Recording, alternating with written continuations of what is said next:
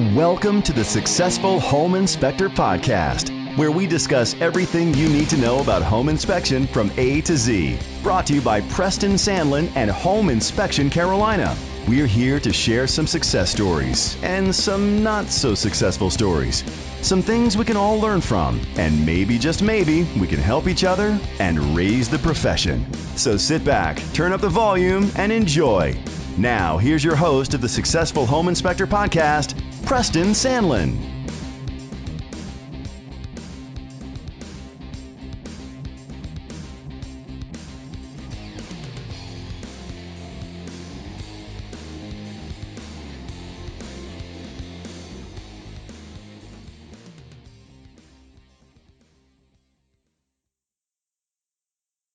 Guys, let's face it, the Yellow Pages are dead. The old days of calling your company AAA Home Inspection and expecting to get calls from that by being number one on the Yellow Pages don't work anymore. Today, you got to be number one on the search engines. That's Google, Yahoo, Bing, or a couple of others. Billy Borner from St. Louis knows how to do this. He has been number one for quite some time, and it brings him thousands of dollars each month. I've talked to Billy, and he's decided to make this available for you.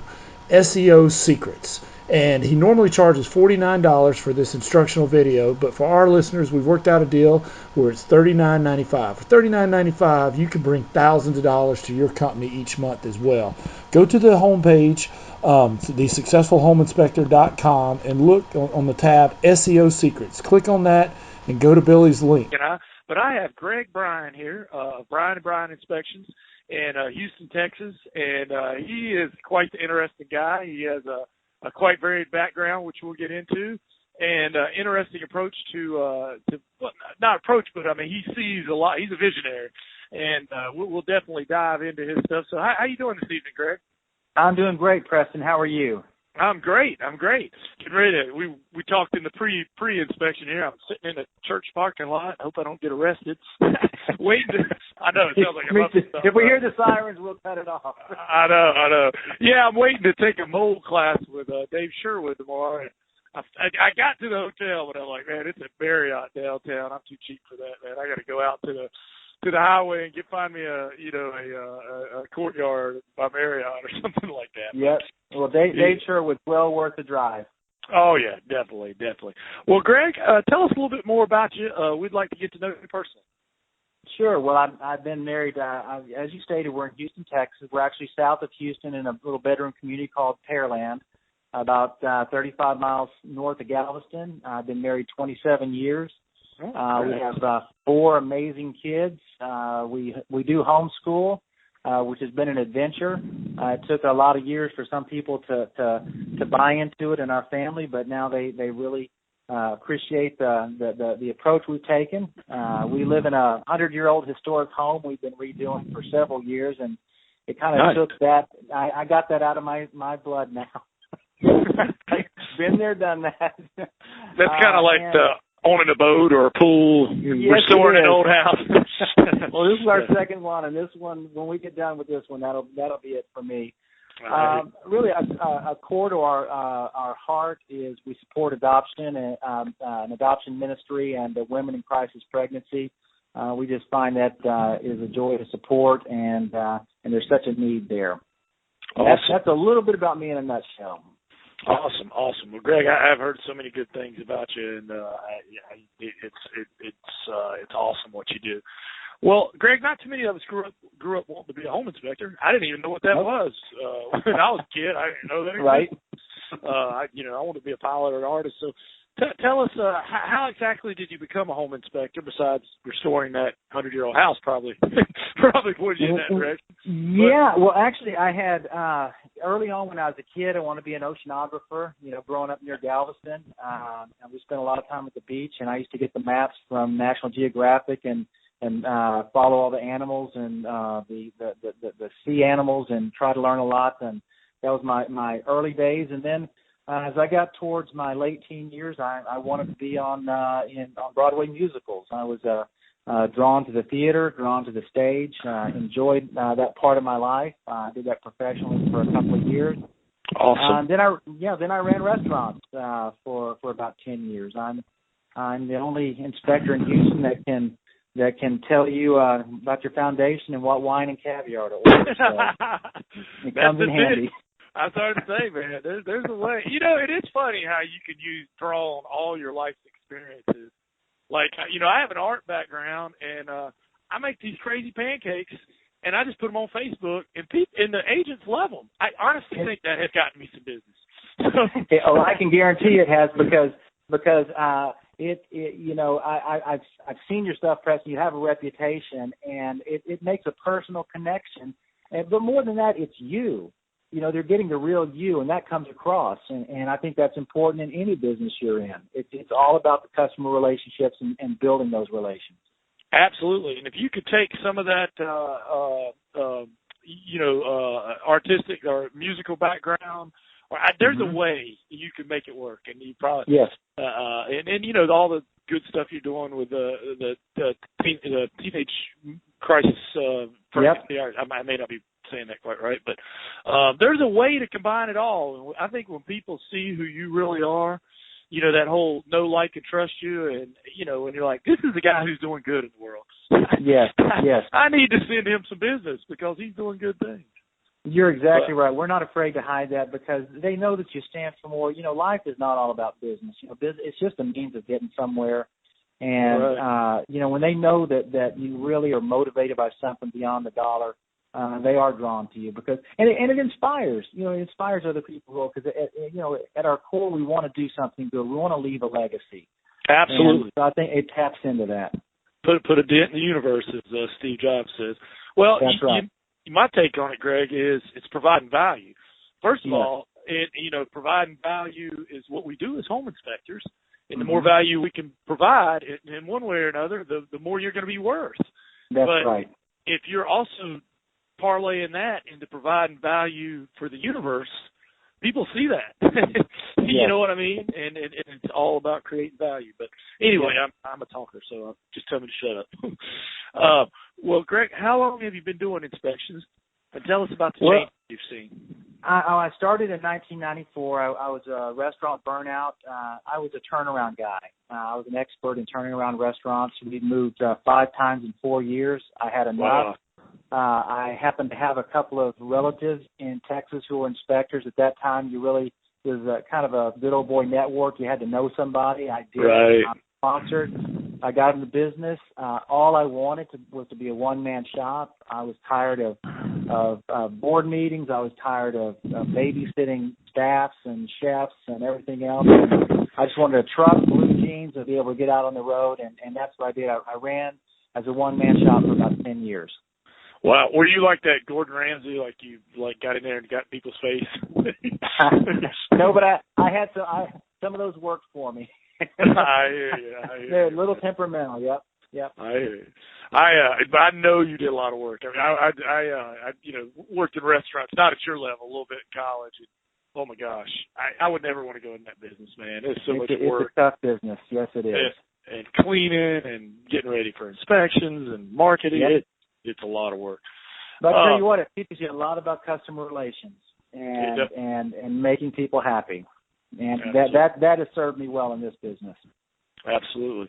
Well, Greg, tell us, how many inspectors do you have? And and if you would expand on that, how hard was it to hire the first one? Because a lot of our listeners are struggling with that. And yes, take us back there. What was it like for you? Well, I've been in about 10 years, and I was really lucky. I had many realtor friends. I had a realtor. She introduced me. Her husband was kind of a handyman. We interviewed. I had no training process. You have nothing in place. You know, the industry's really changing where we have so much information at our fingertips to learn how to do these things. Back then, I had no idea. I was very lucky. It worked out well. He very conscientious. Renee has been with me for 11 years now. He's like a brother to me. So I was one of those rare guys. It was an immediate hit, and we stuck together through thick and thin. I added another inspector about 6 years ago. He's still with me. And at the end of 2013, it was the 3 of us. We decided to start growing. And by the end of 2014, we had a few more, and now we have 11 inspectors plus wow. 3. Yeah. That is so awesome. Yeah. Well, Greg, tell us, do you have a training process in place now? Tell us more about that. Yeah, and that, Preston, that's really a key to growth. It's having those things in place. We have a kind of a field training process and in-house training. I have two field trainers. They focus on the nuts and bolts, the technical side of it, make sure the guys have an aptitude. We bring them along, and that they're consistency with the Bryan and Bryan way of doing things. Awesome. Then we have the in-house training, which we focus on the software, but more importantly, a lot of role playing on our customer service. How we communicate, how we keep things in context for the client. How we talk people off the ledge. We don't downplay things, but we don't overhype things. It's a very neutral approach, a very calm approach. We keep a training log. We have a training methodology. We keep a training log. But the most important thing I think, Preston, we've learned is, and it took a little while, was to appreciate that every trainee learns differently than maybe you teach. Right. You have to learn to adjust, because if you don't, you could lose some really quality guys because you think they're not getting it when really they're just not getting it the way you're teaching them, and right. You're shortchanging yourself and shortchanging them. I've had some of my toughest trainees who was just like, God, they're just not getting it. Well, they just needed to see. Once they saw it, they never forgot it. They've turned into absolute superstars for us. Right, absolutely. And people, I've talked to people, and they say, well, we have a certain, 90-day training process or whatever it is.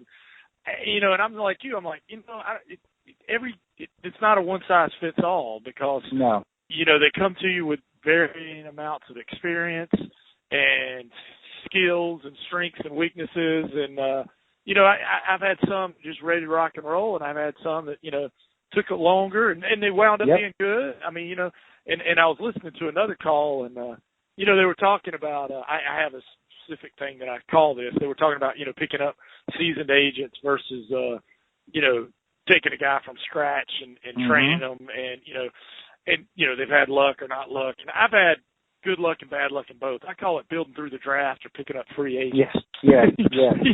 Like football. Well, I'll tell you, I'm sorry to interrupt, Preston, but, one thing we've learned is that we, and I learned this a long time ago in my previous career, was we hire the man. We can teach the program. We hire somebody that has our DNA, kind of our they don't have to have my belief system, but they have to have a moral compass that aligns with ours, a desire to really care for people. I'd rather, our average training time is about 5 months, and it may take longer, but my gosh, it's really the man and not so much their background. Right. No, I like it. Well, Greg, I'm going to go off script just a little bit here. I hope it's okay, but it's just good stuff that I know about Greg for our listeners. Greg is not just a home inspection company, and he has a vision to go into other services and whatnot, and I'm going to let you talk. But I think, if I'm correct, you have Pest Control now, and you have plans going up. Tell us a little more about that and your theory on it, if you don't mind. Well, yeah, it was a strategic decision about 7 years ago. Our philosophy has always been to make the process, the inspection process, the home buying process, as simple and seamless as possible. Right. And with every transaction, they need a home inspection and they need a termite inspection. Right. I thought, well, if they only have to make one phone call, let that be to us. And so we got our pest license, and it was solely for termites. For almost 5 years, we did nothing but termite inspections. Even if we found termites, we didn't even offer bids. We didn't do treatments or anything. It wasn't until 2 years ago we just made a decision. Let's grow the pest side of it.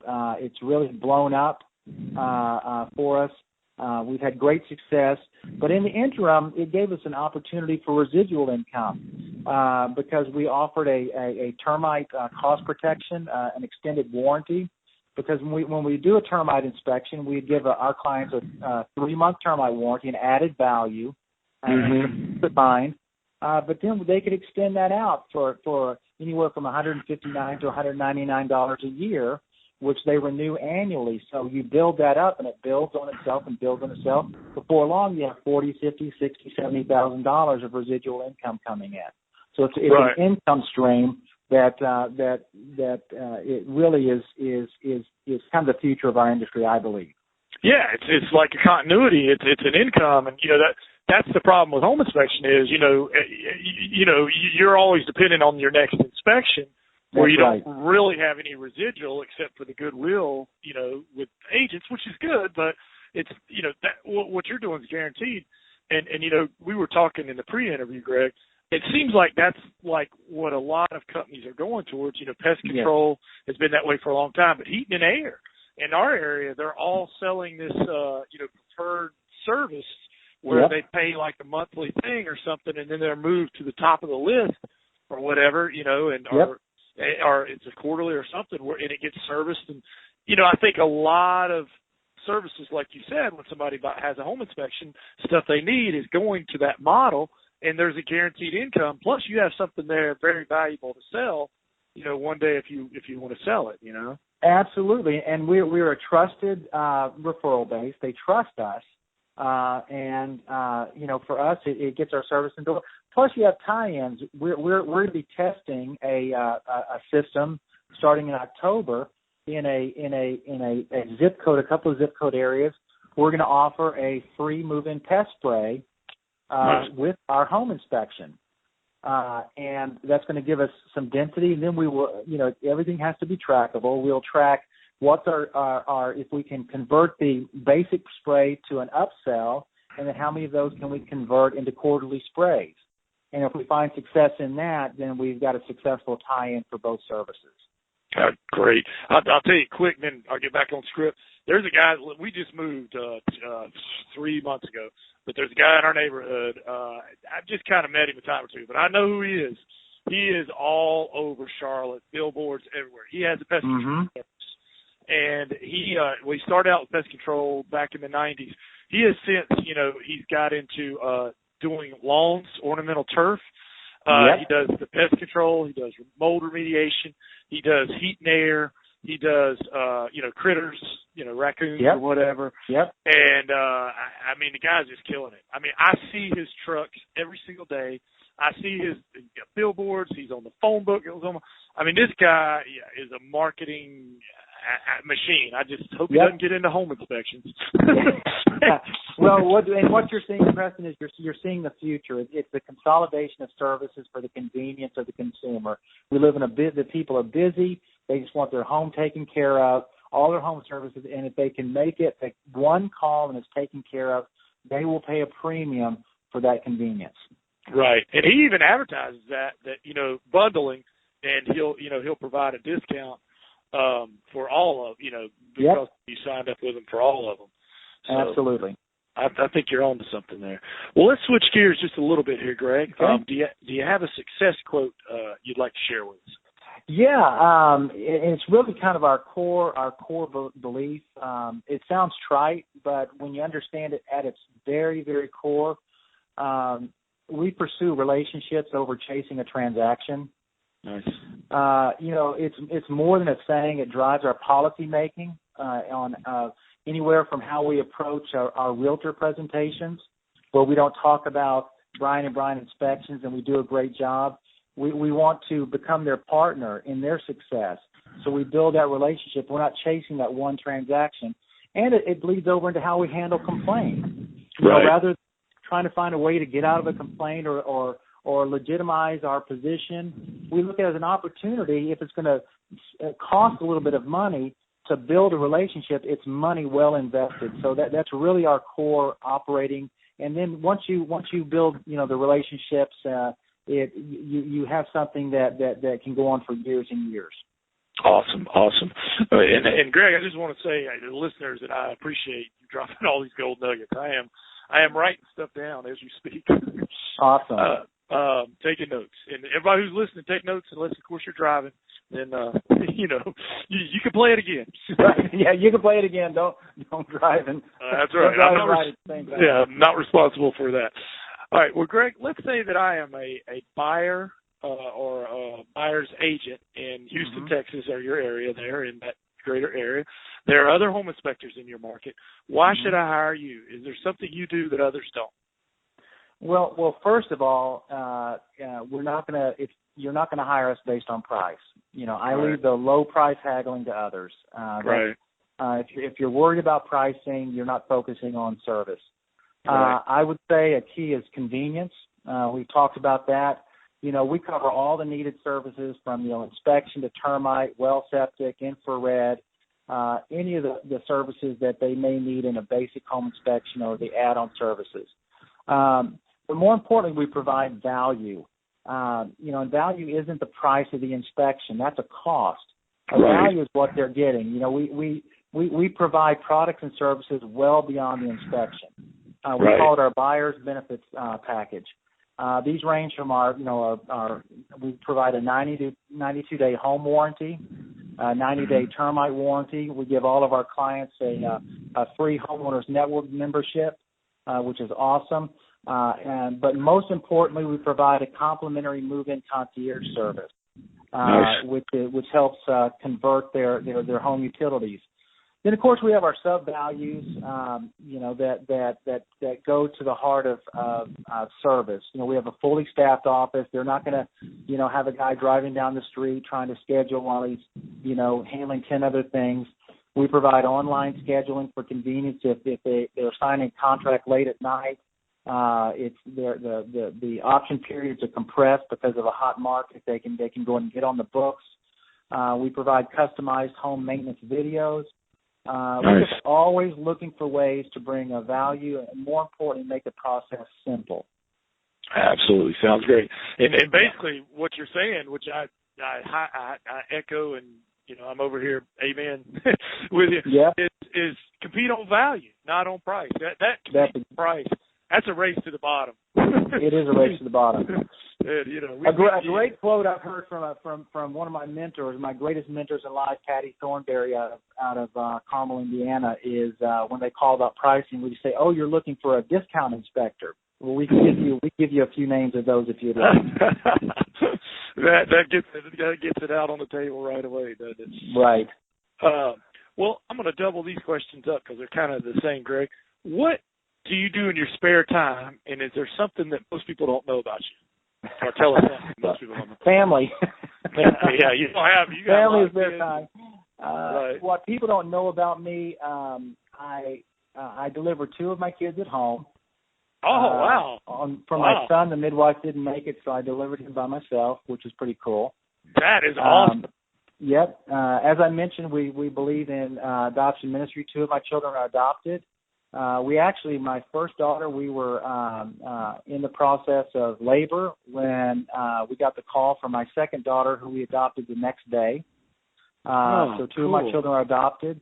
In my previous life, I ran restaurants, including the largest restaurant and nightclub in Houston at the time. And I sang professionally on stage when I was in my restaurant life. That's what I was going to bring that up. I heard a rumor you were a good opera singer. Is that what you do? Man, you got I wouldn't say that. Well, here's the example I give. There was a video online. Somebody actually videoed a show we were in, and there's a number where I'm singing, and there's a woman on the left who ends up owning the Broadway production company, and the girl on the right went straight to Broadway and has had multiple jazz albums, and had me in the center. And I said, talent like water rises to its natural level. You've got a Broadway production company owner, a Broadway singer, and a home inspector. So that kind of gives you the level of my talent. I'm sure you were good. Man, you need to figure out a way to incorporate that into your presentation. That would be off the hook, man. That would be cool. We've thought about that. I mean, my whole thing with presentations are 2 things. Bring really good food and be memorable. And you could do that, man. I wish I could sing. That is, I have talents, but that's not one of them. Well, keep in mind, singing is a muscle, and our muscles look a lot different in our 20s for me than they do. I hear you, brother. I hear you, man. I hear you. Well, Greg, you know as well as I do that if you do enough inspections, you're going to have an unhappy camper. Yep. How do you handle an unhappy camper? Do you have a process? What's that look like? Yeah. Well, first, it's an attitude. You take ownership. Right. You don't go in mentally prepared to get out of the situation. Right. Prepare to listen and be prepared to do the right thing and even rise above the right thing. Right. We have an actual process. Our client coordinators will gather all the information. They've been trained up through coaching and through scripting to let the people just get it all out, ask if they need anything, and then we send them we ask if we can send them a short questionnaire to put everything in writing to make sure that we're not hearing anything wrong. Plus, in reality, sometimes once they put it in writing, they kind of hang themselves. If it is something that's really way out there, a key is you always follow up immediately. You always do follow up once you do your investigation, and then we follow the process. If it's something that's even remotely questionable on our end, we always take ownership of it. Even if it's something that's borderline, we'll take ownership because it's really an investment. That goes to the heart of building relationships, because sometimes it just feels good just to take care of it, invest in that relationship, and move on. Right. No, I like exactly what you're saying, and we kind of have a sort of the same thing, even if it's not. Well, I mean, sometimes you and I like what you said in the beginning that you don't enter it with a mindset of how am I going to get out of this. Right. You enter it with a mindset of do the right thing. And even some that you go, well, obviously they range. I mean, some are, oh my gosh, we missed this. We got to step up to this is crazy. Or it's on the report. They just didn't fix it, that sort of thing. Yes. And usually it's somewhere in between. It's, it's kind of like there's no way you could have seen it. But, they're trying to pick, So what we'll normally do is go through our process of how we're, show them, like, if it's one of those deals, how we're not responsible, and get them to almost think we're not going to help them, but then we do help them. Yes. You know what I mean? Yes. So try to bring them around to, look, we don't have to help you. We can opt out of this, but we're not going to do that. We are going to help you. And here's what we're going to do. Expectation. Yes, absolutely. Right, and then they're like really grateful, because there's nothing that makes me madder than when in old days I used to just help everyone, and it's like, not only did you go above and beyond, but they're still ticked at you. Like I didn't even have to help you. So now I make a point of almost not helping them, and I don't mean to sound mean. No, that's a whole other phone call. Yeah, exactly. Well, Greg, we're going to get into some highs and lows, but first, let's take a pause for our sponsors. Are you struggling to make your home inspection business grow? Well, have I got the answer for you. HomeInspectionFlyers.com. At HomeInspectionFlyers.com, you get 5 flyers a month. There are 3 sales flyers and 2 recipe flyers. And you can customize them to exactly what you want. And these make great flyers when you go to the offices to put in their boxes, especially if you're doing like candy bowls or something along that nature. Like I said, it's 5 flyers a month for $29.99, and they're very creative. And you just put in your information. They come as a publisher file, and you just put in your information, and then you send them off to get printed. You can send them off online, and you can get color copies for less than 10 cents a copy. It's a great way to go. I went from being a 1-man home inspection firm to a 7-man home inspection firm on this one strategy alone. So try it today. HomeInspectionFlyers.com. Thanks. Hey, we are back here with Greg Bryan of Houston, Texas, and like I said before, I hope you're taking notes, unless, of course, you're driving. He is dropping golden value nuggets all over the place. Good stuff. I am writing down it every time he talks. Yeah. Well, Greg, tell us about a time that you failed. Take us there, and what did you learn from it? Well, Preston, let's see. Well, first I'll give you a very personal one. Okay. When I was a very young man with the girl I was in shows with, we got married. We were married for 1 year. Before we got married, I knew it was a mistake. I shouldn't have gone through with it, and I was not man enough to call it off. And I learned a valuable lesson that the pain of upfront honesty is so much better than the pain you cause by not manning up. Right. When the time is right. And that was a valuable lesson. It was a painful thing for both of us, regretful thing, but I learned from that. In business, it was more not so much a fail as it was a fail and a win. Early on, I missed a roof. It was multiples of thousands of dollars. I showed up at the house with a checkbook in hand. It about wiped me out, but the guy was thrilled, and I slept very well that night. A lot lighter in the checkbook, but that always stuck with me, just without even hesitation. And there were some things involved with that are very detailed, where I had some outs in it, some legitimate outs, but not enough to justify not taking full responsibility for it. I hear you. I did something similar with a foundation thing that we missed and we should have seen. It was pretty obvious. My guy missed it. And also HVAC, where I wrote big checks on both of them. Yep. It hurt, but I slept good at night, and both of those agents still use me today. That's exactly right. So, that was maybe the upfront honesty you're talking about that hurt. Yes. But like you said, I slept.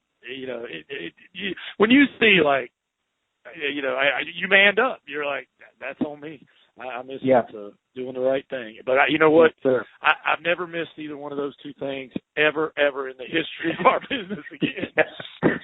Your antenna gets highly tuned. I have this theory. I tell all my inspectors this. I said, first of all, when they call a seasoned inspector, I said, you know how they season meat? They beat it with a hammer and they rub salt into it. That's how you season an inspector. I'm writing that down. Yeah. So I said, here's the thing. If you ever get burned on something, I have a theory, and you're going to get burned on it. Every inspector is. Yes. You will not get burned on that exact thing ever again, because it will be in the back of your mind. Now, you'll get burned on something else, but you'll never get burned on the exact same thing twice. So, at the end of every inspection meeting, we run it around the table. I call it burned and learned. I'm gonna play this very part back to all of my inspectors because they can't hear it enough. It's kind of discouraging for them to hear, but they need to know the reality. It needs to be reinforced over and over. This is going to happen. Don't shy away from it. Embrace it. It's going to happen. And I say, I think the industry average is $1,800 a year. So if you finish under that, man, you're doing great, but it might be more next year. That's right. You might have a $4,000 next year to make up for the $600 years you have. It can even out pretty quickly. Well, I have this theory, like I said, burned and learned. It goes around the table. So we share. If you got burned on something, maybe I can learn from you getting burned on it. And I feel like eventually, through a process of elimination, we'll all be perfect inspectors. Yep, that's right. We've been burned on everything at some point or another. So anyway, I'm getting off course here, and I apologize. Well, on the other end of the spectrum, Greg, tell us about, I had this down as an I made it moment, but I think I'd like to change it to I've come a long way moment. Have you had that moment? Yep. Yeah, in 2013, I went to the 3-day secrets revealed at the Millionaire Inspection Community. Okay. It really opened my eyes, and I promptly hired a director of operations. It happens to be my brother-in-law. He was in Michigan. We really didn't know each other. I knew he was a high-level executive. His name is Troy Evans. He's been amazing. And we promptly, he moved his whole family down. He took a significant pay cut. I paid him twice as much as I would have paid anybody else, so we both had skin in the game. And we immediately completely deconstructed every facet of our business. Wow. We limited our growth for 6 months, We moved everybody to W-2s. We added health insurance, 401k, company vehicles. We built ourselves as a major player. And in the last 12 months, our sales have increased about $1 million. Golly! Wow. Yeah, and we're looking at a pretty substantial year. We're up 67% in 2015. Wow! But more importantly, we've laid a foundation for large growth. But it took a process. But that was my victorious moment, I think. Well, and I want to add something to all listeners out there. That 67%, that's even more impressive because when you get numbers up to a pretty significant, the increase is a lot harder. Yes. Like it's easy to go from a one-man to a two-man inspection. It's easy to go from a 2 to 4, but it is very hard to go from 5 to 10. And what I'm getting at, the same way. Yes. You know, exactly right. 50% growth is a lot easier but when you get up to a certain level. Does that make sense? Yes. Oh, yeah. I live it. Yeah. It's it's like, I don't know if gaining weight is a good thing to compare it to, but if I'm already 220 pounds, me adding 20 pounds it's not as much as like if my daughter added 20 pounds. Well, that is a terrible metaphor, but anyway, 67% is very impressive when you're already at your number. But in reality, if you're a guy out there right now listening to this and you're doing 5 a week and you go to 10 a week, that is extraordinary. Oh yeah. I mean that is something you should be so proud of, and you just continue to build on that. Absolutely. But the percentages definitely do change as your numbers begin to increase at a kind of when you start getting to a little rarer air. Yeah, it's harder to get the percentage increase the bigger you get, the further you get. Greg, do you have a favorite book that you could recommend to our listeners? And what is it you like about it? I kind of have 4. Okay. It's kind of based on categories. As a man, the Bible. Sure. It sounds trite, but that's the core of my fundamental walk as a man, as a father, as a husband, as everything above. As a citizen, I'd say Atlas Shrugged. Oh yeah, love it. It's prophetic. It makes you understand. When that's a great book. As a business owner, 7 Levels of Communication by Michael Mayer, and one I'm reading now is The Automatic Customer. That's a great book as a visionary. Nice, yep. Good stuff. Have you read Fountainhead as well? I've read all of Ayn Rand stuff. Yeah, and have you seen the movies? I mean, they're not as good as the book, but I think it's a 3-part movie that they did. Yeah, I saw a little bit of it, but it's hard to capture the impact and the propheticness when she came from Russia and saw what the communists did. That's really born of her experience and that developed her philosophy. I know. Unfortunately, as a country, we don't understand the free market anymore, what it means, the true benefits to it as a free nation. That's exactly right. When you read it and you see some of the stuff that's going on now, you're kind of like, look, that whole common good stuff is a... Yes. Yeah. Absolutely. That's a whole other phone call, but I'm a big Ayn Rand fan myself. Well, tell us about, you did already kind of tell us about your ancillary services. We talked about how long you've been doing home inspections, and you're obviously going to be moving. What do you think will change about home inspections in the future, Greg? Well, personally, for our own business, I don't want to give up too much right here because things are moving real quickly. I think the immediate answer is videos and technology. Right. You can see a lot of technology embedded into our reporting, and as you mentioned, residual income. You're going to start seeing tie-ins with extra value added in the industry, and I think a year from now I'll have a much broader answer. Yeah, absolutely. I'm going to be following your lead. I'm getting on that bus. Yeah. Well, I'm going to ask a question like a lawyer that, they say don't ask a question unless you already know the answer. And I know the answer before I ask it, but I'm hoping you'll expand on it. Have you ever been thrown under the bus by a contractor? And I know the answer is yes. Yeah. Do you have any ideas on how to, I know we can't prevent it, but, can we limit it, or what's your ideas on that? You can, there's a lot you can do to limit it. First, if I'm thrown under the bus, and you see this a lot with home warranties, the guys trying to bypass the warranty to get a sale, or I will immediately educate the client, and I will aggressively confront the contractor, and I'll go up the food chain of that contractor's office, and I will then pursue the warranty company to use my leverage in the industry to make sure everybody knows that they're not dealing reputably. I think you can't let it go by just being mad. You have to aggressively defend our industry and root these people out. Right. On the proactive side, it's educate. We continually educate the realtors through presentations, one-on-ones, on how to set the client's expectations on what a home inspection is. Right. And so they can set that, they can lay the groundwork for expectation, but then we spend a lot of time educating our inspectors on the inspection site to clearly lay out what the expectations on the limitations on what we do. We're hunting elephants, not mice. We're going to catch most of the mice. We're going to kill all the elephants.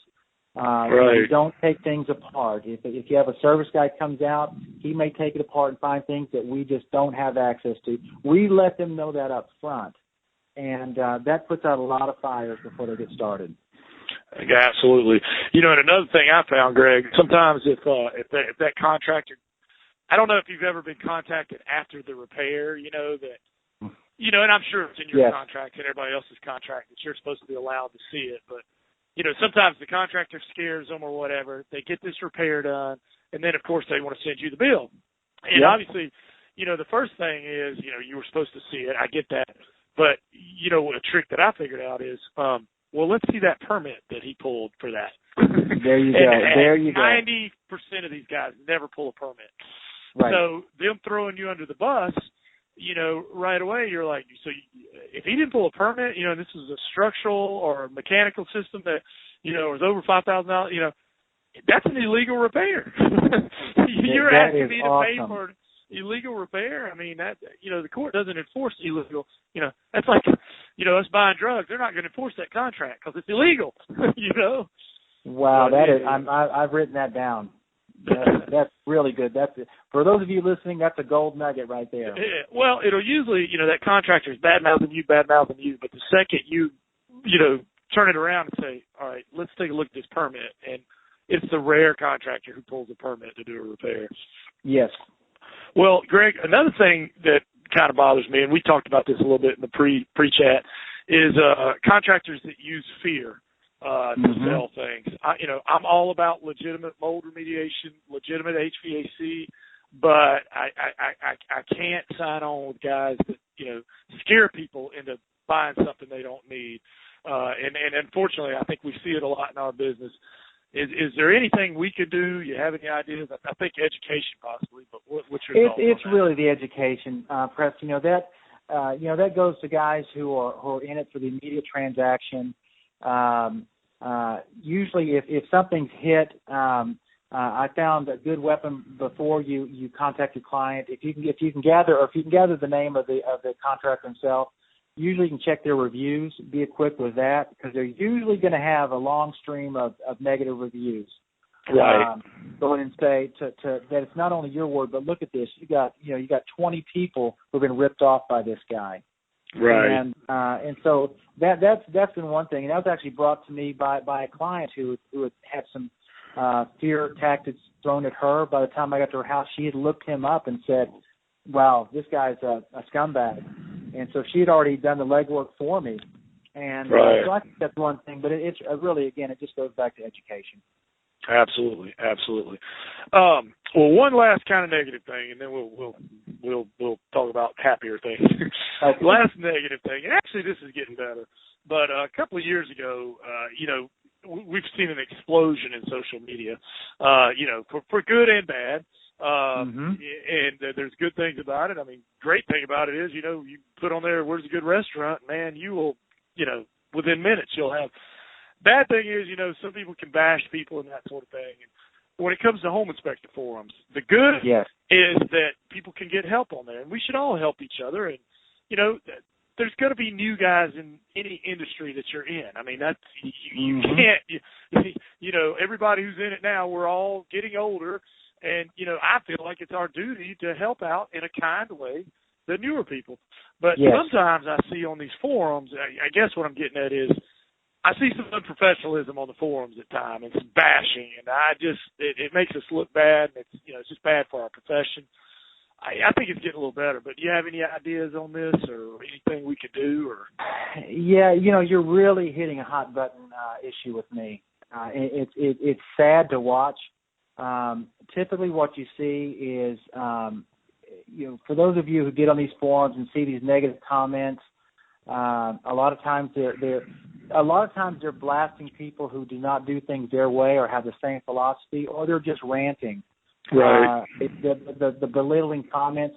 Usually, if you're reading those comments, you're typically dealing with somebody who's frustrated, or they're jealous by the success of other inspectors, so they have to justify their lack of success without any knowledge of the other person's skill or aptitude.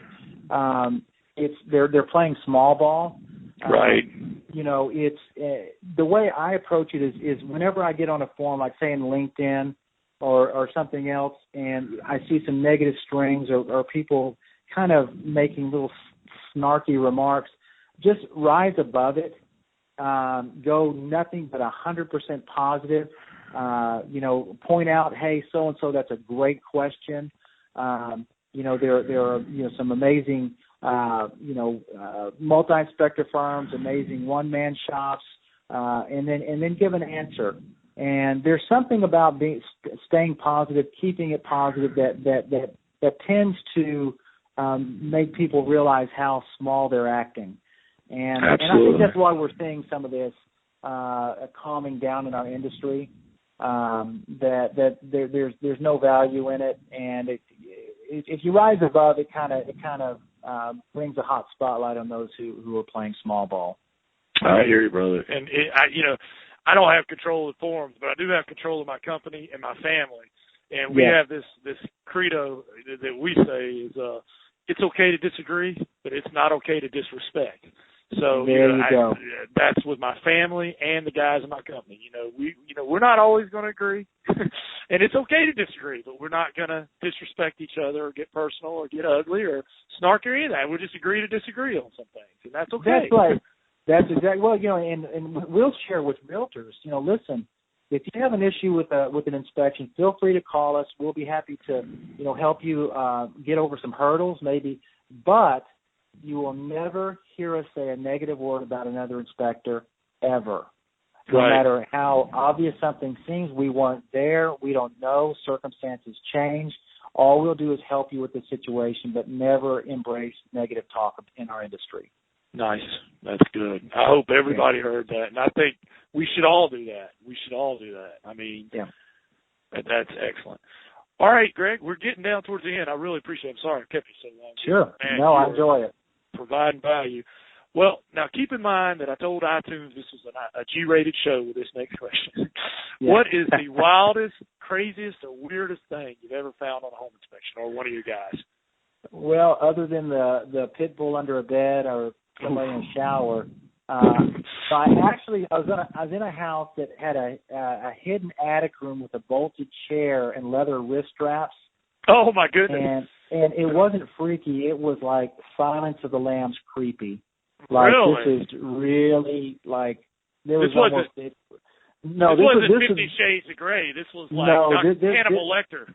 No, this was like you feel almost like a spiritual oppression. Like there's a bad, vibe in here. So that was probably the weirdest thing that really stuck in me. Like let's just get out of here as quickly as we can. Oh my God! But you see the pigs and you see the animals, and My goodness, that you could write. I imagine you could write a whole book on the things that inspectors see. Oh yeah, they and you find the liquor bottles, the teenagers, under the crawl space. Well, I had one time. Don't judge a book by its cover. I had this young man. They were the owners, and he was probably about 15 years old. Had hair down to his rear end, and we were going to open I was training a guy who we're going to open the air filter for the fire, and he asked like 3 times, "You need to look in there. You really need to look in there." And of course, I'm thinking, I'm really not interested in your bag of weed. I really don't care. But what it was, we opened it up, and it was his grandfather's collection of Civil War rifles. Oh wow! And he was concerned with somebody seeing those. And, wow. And then still, he was genuinely like trying to protect his grandfather's assets. And I really kind of looked at myself and said, you have this preconceived notion about this kid, and never judge a book. I kind of had an opposite one. When I was really early in this business, I'll tell this story. I inspected, at that time, one of the nicest houses I'd ever inspected. The lady let me in. I mean, she had, she probably had jewelry on that was probably worth more than my whole net worth. Mm-hmm. She had a nice BMW. I mean, just, definitely about 12 rungs up on the social ladder beyond me.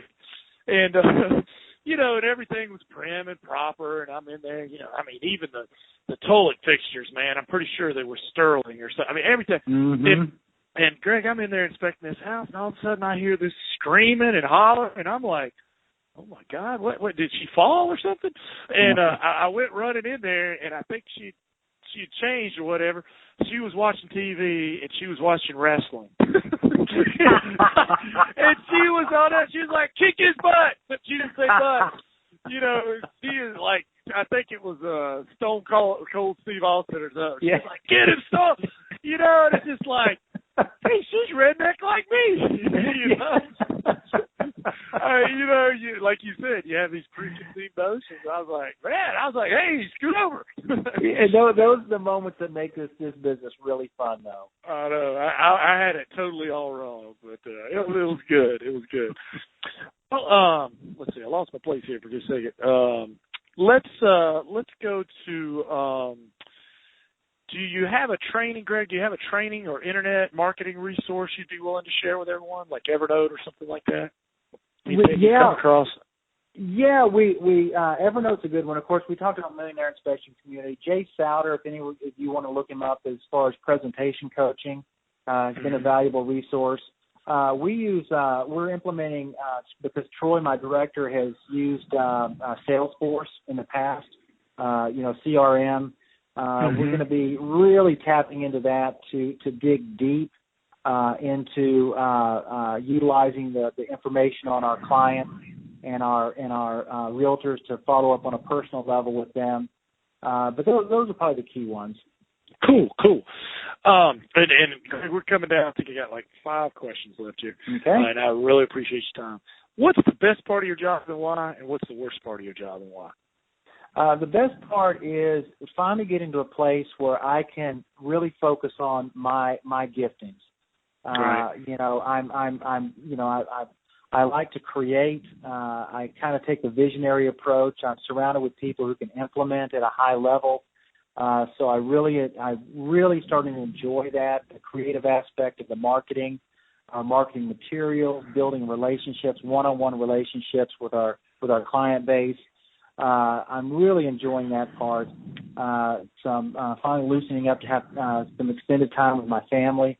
The worst part I would say is and this goes to being a business owner, entrepreneur, the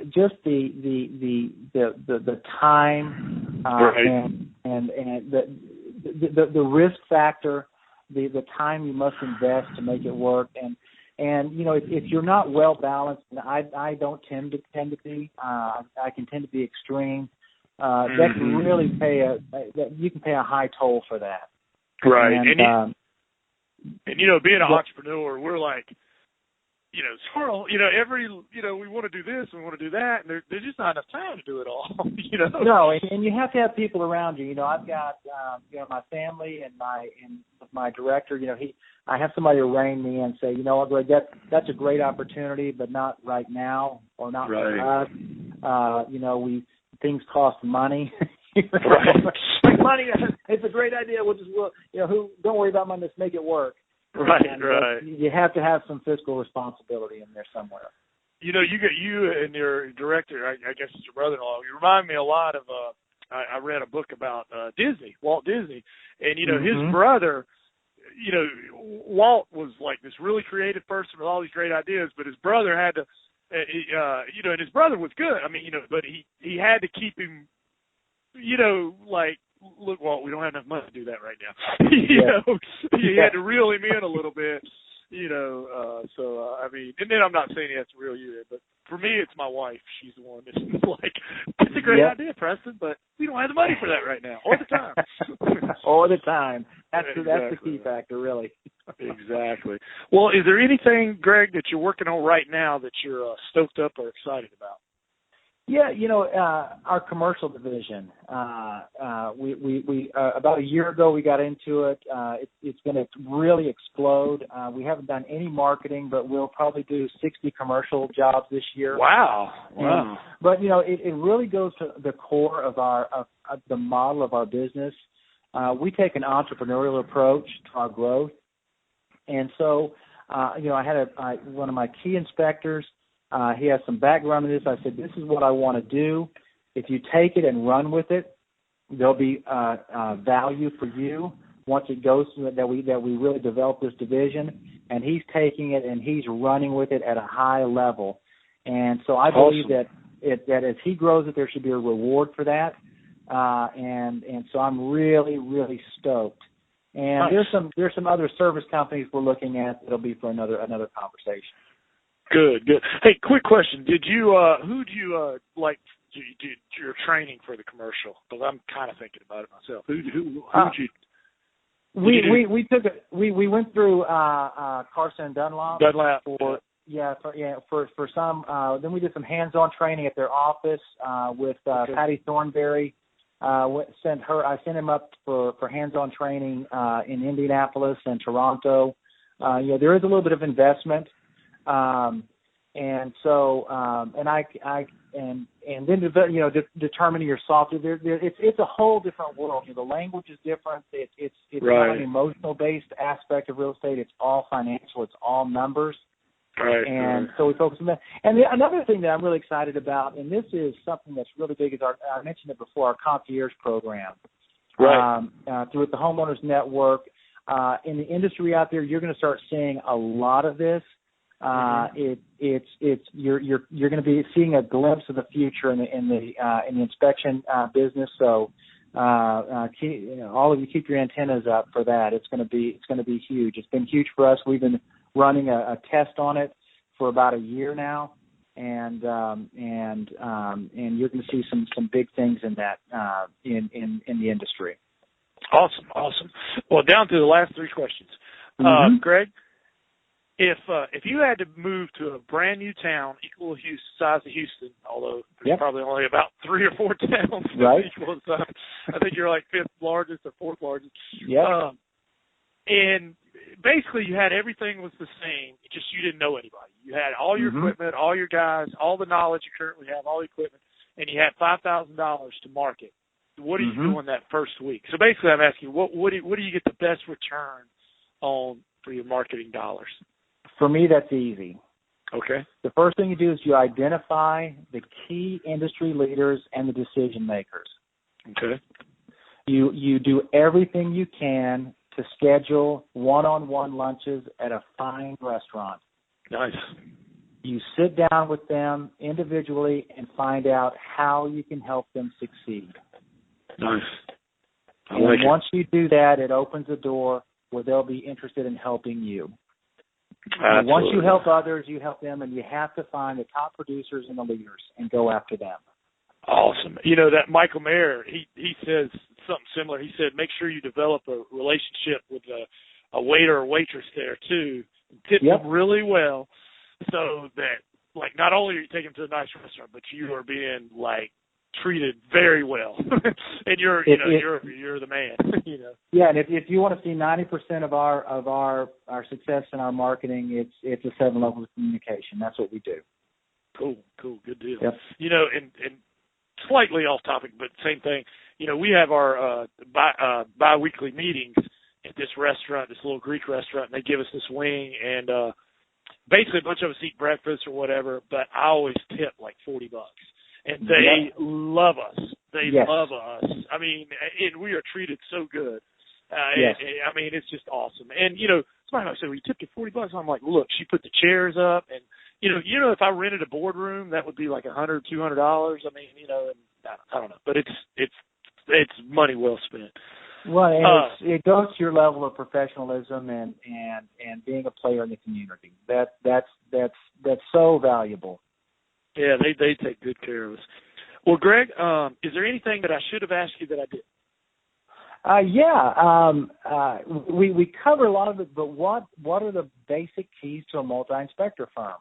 Okay, what are the basic keys to a multi-inspector firm? Well, I think you get coaching.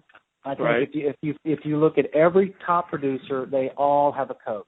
That's true. They're all coached. Know your numbers. All right. Sometimes we go in. We don't embrace that we're business owners. We think we're technicians and inspectors. Embrace that you're a business owner and run it like a business. You must have a business plan and have a management model in place. Even if, you know, we have a flow chart, and our flow chart is huge. About 70% of the slots are empty right now, but they're getting filled. I have my director of operations, but we're already training his replacement for in 2 years. We have 2 trainers, but we already have 2 more guys coming up to take the trainer's place or to take on new divisions. So we always have people coming up through the pipeline, because my next director of operations isn't going to need to be the same director I have now. Right now I needed somebody to implement. Now I need more of a general manager. So he's my number one client coordinator. He's learning. We're teaching him all the infrastructure. We're actually training him on. We start out with small problems with clients. We're teaching him the payroll services. So we're always 2 to 3 years ahead, because the clock's going to keep ticking either way. And if you're not prepared to go big, you're not going to get big. Oh, that's awesome. Will you coach me, Greg? I want to be like you, man. We all learn from each other. That's what you're doing, Preston. This is exactly what you're doing. Is you're coaching the industry right now. With these podcasts, you are an integral part. For those who really want to play big, they will take all of your podcasts and they'll listen, because they will pull something out of every single one of your podcasts they can implement. Oh, I love doing it, because talking to people like you, man, I get inspired. I mean, I'm like, I can't wait to get up tomorrow and, like, get back into my business, because Greg got me inspired, man. He got me fired up. Well, Greg, last question. Is there anything you'd like to ask me? Yes. Will you coach me on podcasts? Sure. Although we'll get around to that. So I'll be contacting you within the next month, and I want you to coach me up on podcasts. I have a few ideas about that for myself. And finally, how can I help you succeed? Oh man, great question. Just being a friend, and let's have a phone line that we can call each other, and because here's the thing. I mean, a lot of you guys have probably figured this out. Like, sometimes it's hard to find help in your own market. But when you got a guy that's in another market, you guys aren't a threat. You're much more willing to help each other, and and we're very similar. So you can help me succeed by keeping that phone line open and let me be able to call you and let that streak go the other way. If you have something, run it by me. And like I said, my success has come by process of elimination. I've done a lot of things wrong, so I might can help you in that way. Like, that's a good idea, but just make sure you don't do it this way, do it that way. You know what I mean? Absolutely, and that's it's failing forward. So I will publicly announce that you and I will make a covenant, an agreement right now that over the next 4 months that you and I are going to get together and find some ways to help each other. Sounds great.